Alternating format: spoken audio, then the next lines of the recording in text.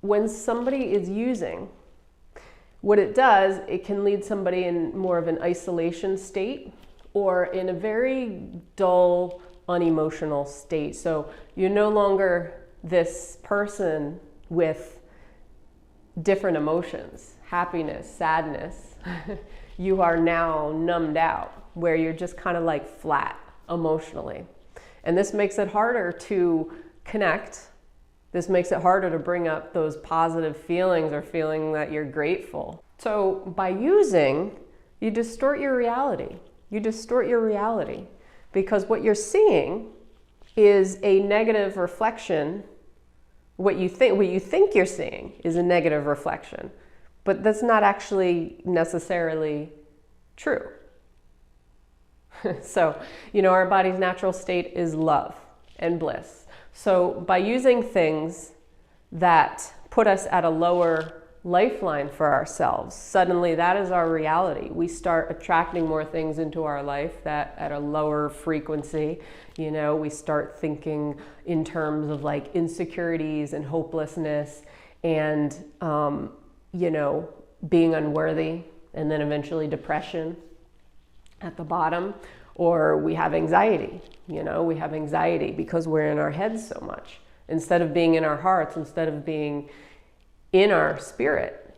So be mindful, even if you are not a classified addict, where you feel like you need rehab or something like that.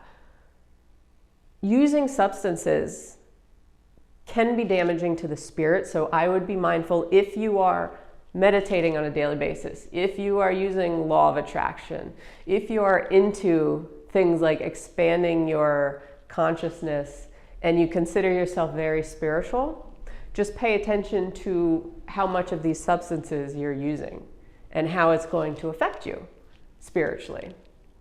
So the spirit is connected to the heart, okay? The spirit, the mind, it's all connected. So if you're not opening this up, if you're not opening the heart up, and you're just going from the mind or the brain and you're actually changing the chemistry and you're never truly opening your heart, you're actually closing it off by using different substances that are numbing you out, that are disconnecting you from your vital energy sources, or you are indulging in things that are bringing toxic heat, toxic energy into you, that's just going to take over the internal environment of your body. Just be aware of that. Be aware of that. It's not meant to scare you. It's meant to, how important is connecting with your spirit to you? How important is it for you to live your life on a higher, more positive life track for yourself?